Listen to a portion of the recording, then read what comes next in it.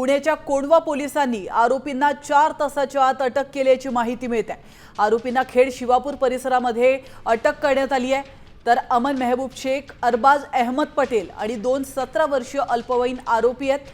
तर गुन्ह्यामध्ये वापरलेले 2 पिस्तूल आणि 2 हत्यार जप्त करण्यात आलेत। गुन्हा दाखल करण्याची प्रक्रिया आता सुरू आहे। आपण पाहिलं, आज गणेश काळे याचा मृत्यू झालेला आहे, त्याची हत्या करण्यात आली आहे आणि त्या पार्श्वभूमीवर महत्त्वाची अपडेट समोर येते। याविषयी अधिक माहिती देत आहेत आपले प्रतिनिधी सचिन जाधव। सचिन, आपण पाहतोय आज गणेश काळेचा खून करण्यात आला होता आणि त्यानंतर अवघ्या 4 तासात आरोपींना अटक करण्यात आली आहे। नेमकी ही कारवाई कशी करण्यात आली आहे?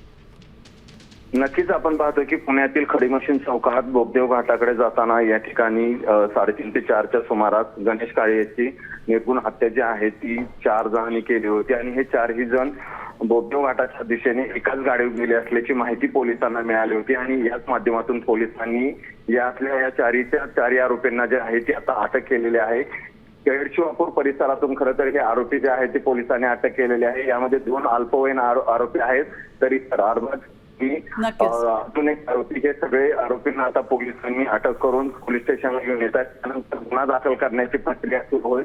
मात्र हे प्राथमिक माहितीतून पोलिसांचं म्हणणं आहे की हे गँगवॉरमधून नक्कीच आता पोलीस पुढील तपास नेमका कसा करतात याकडे देखील सर्वांचंच लक्ष लागणार आहे। धन्यवाद तुम्ही दिलेल्या महत्त्वपूर्ण माहितीबद्दल सचिन।